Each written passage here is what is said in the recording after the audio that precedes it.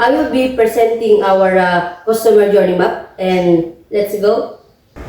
So here is our customer journey map, ma'am, and there is awareness, consideration, decision, service, and loyalty.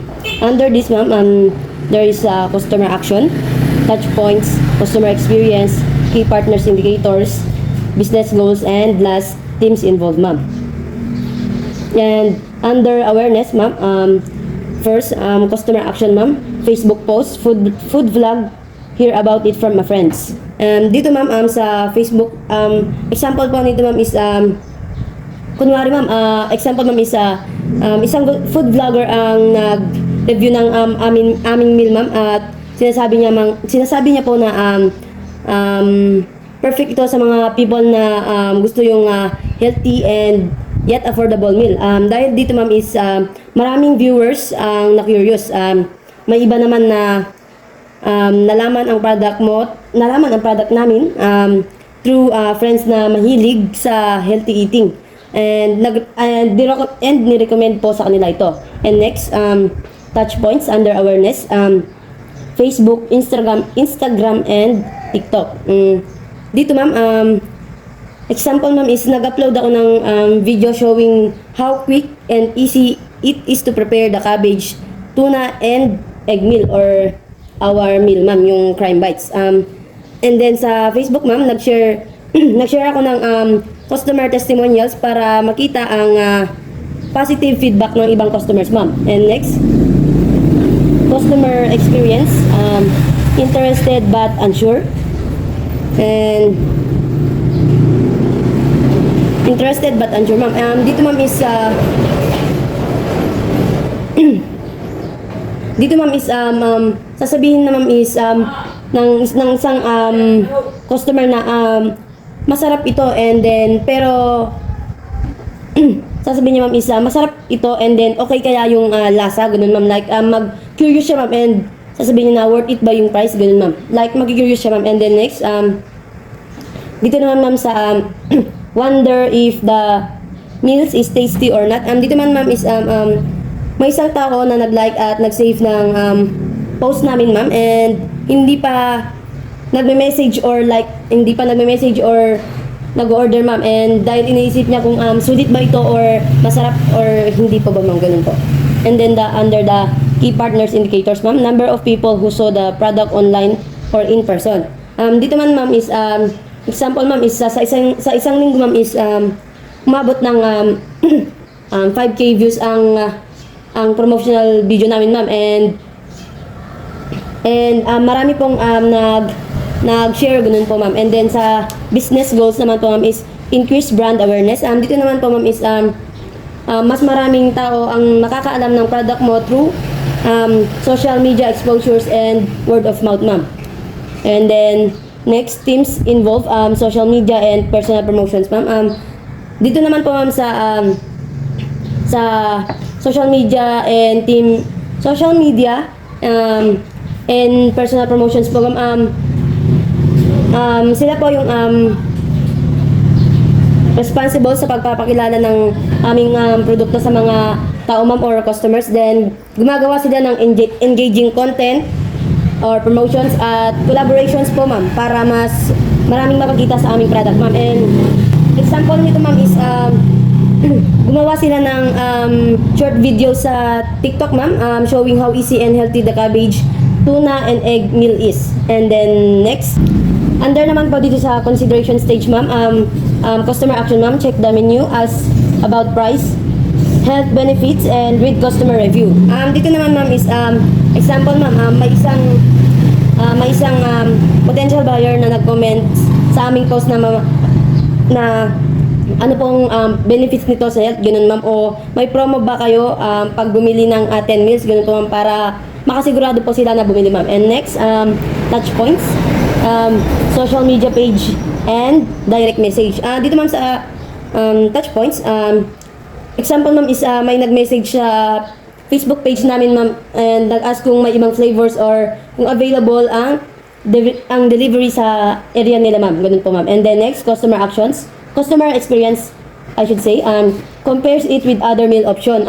Dito naman, ma'am, ano ma'am, example ma'am is may isang customer na chinek kung sulit ba yung aming meal ma'am, and then tinignan niya ang mga presyo, ingredients at reviews bago mag-decide ma'am. And next, key partners indicators, number of page visit and customers interactions.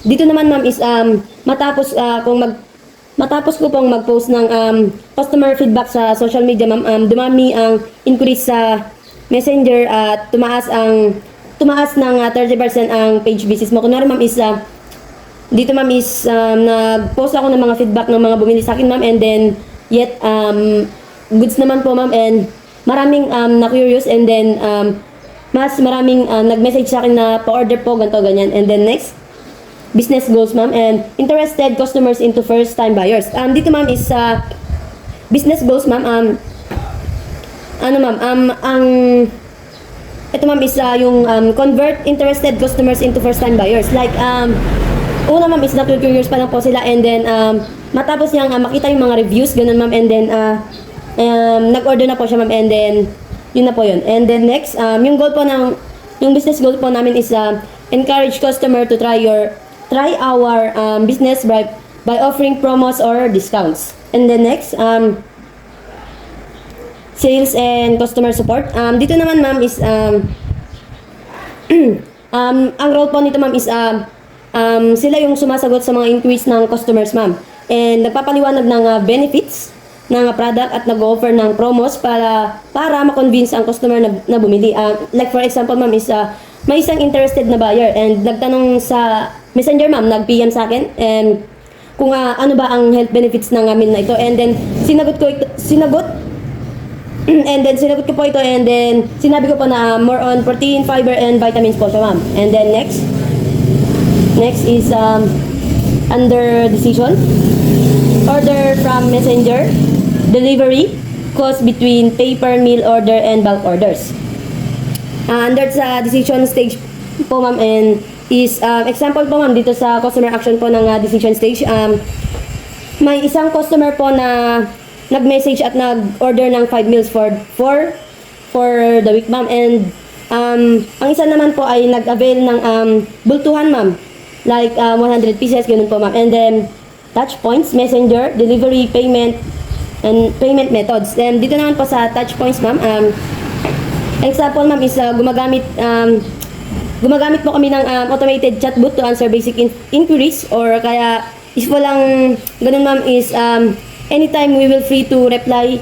And of course may GCash, or dito sa payment method ma'am is may GCash options po, and then COD pwede po yun ma'am, para hindi hassle yung payment. And then next, under po sa customer experience ma'am, I'm excited to try fresh and delicious meal. Dito ma'am is matapos nag-order ng isang customer ma'am, nag-post siya sa IG or Facebook ganun ma'am, and ang sabi niya po ma'am is excited to try this healthy meal. Mukha siyang fresh and yummy. And then next ma'am is dito sa key partners indicators under the decision, conversion rates.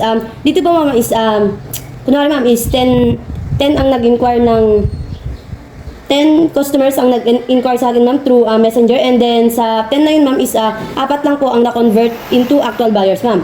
And then next, business goals, improve sales and encourage customers. Dito naman po ma'am sa business goals ma'am is provide excellent service para mas tumaas ang chances na bumili ulit ang mga customers ma'am, or balik-balikan ganun ma'am. And then next, teams involved under the decision operations. Dito naman po ma'am is dito po ma'am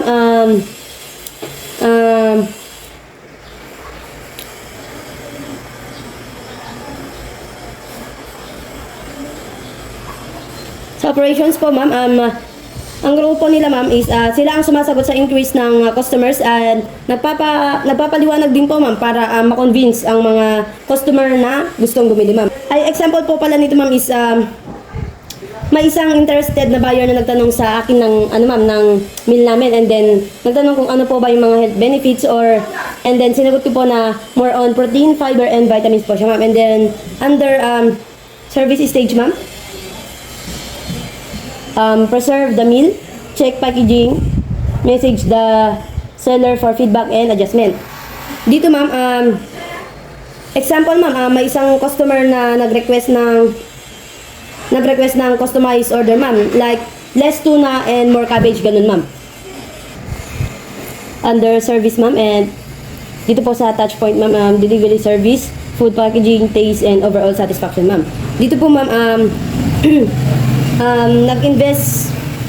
nag-invest ako sa eco-friendly packaging at mabilis na delivery para ma-impress ang mga customers ma'am. Like, kunwari ma'am is, pagka, ma'am is, hindi po siya delay orders, ganun po. And then next, customer experience, either satisfied and happy or wants adjustment.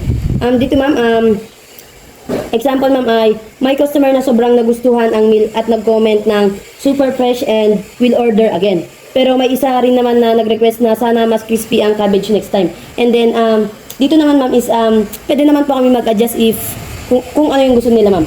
Yun po. And then next, key partners indicators, customer satisfaction rating, delivery success rates. Dito naman po ma'am, example ma'am, may 4/5 ang rating ma'am sa online store ko ma'am. And then yun po ma'am is positive review ng customer po. And then next, business goals ma'am. Dito sa business goals ma'am, maintain high customer satisfaction. Dito naman ma'am is ina-ensure po namin na laging happy ang customer by improving meal quality and service ma'am. And then sa teams involved, customer service and ensuring smooth transaction. Dito ma'am, customer service team, role po nila ma'am is sila po yung tumutulong sa amin na tumutulong sa customers ma'am na may concerns after bumili ng aming product ma'am. And then nagbigay sila ng support kapag may reklamo o feedback na kailangan ayusin ma'am. And then next, example po nito ma'am ay may isang customer na nagkamali ng address at kinailangan na i-adjust yung delivery ma'am. And then inayos ito agad ng customer service kaya ma'am para mas maganda yung flow ng aming business ma'am. And then next ma'am, last, loyalty stage ma'am, under customer action, orders again, leaves a good review and recommends to others. And dito ma'am, example ma'am, isang customer ang nasatisfied sa Facebook post ko ma'am. And then ang sabi niya ma'am is super sulit, affordable and healthy and must try ma'am. And then next, touch points, repeat purchase, customer engagement on social media.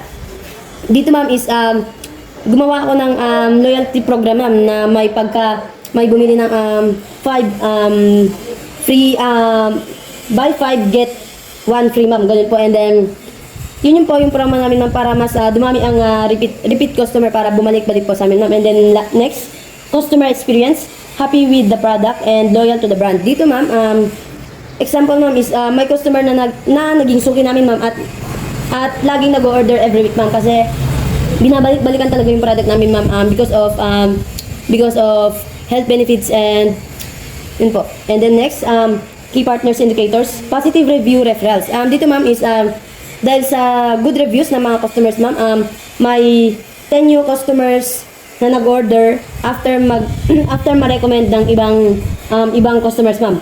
And then next, business goals ma'am, build customers loyalty. Dito ma'am, gawing long-term buyers ang aming mga customers ma'am through excellent service and special orders.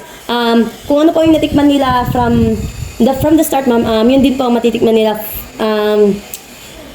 hanggang huli ma'am, hanggang sa mag-order po sila. And then yun po.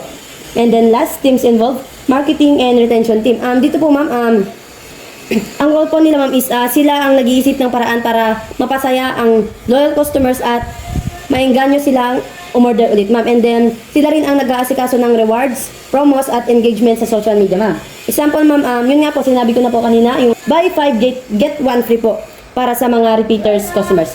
Yun lamang po.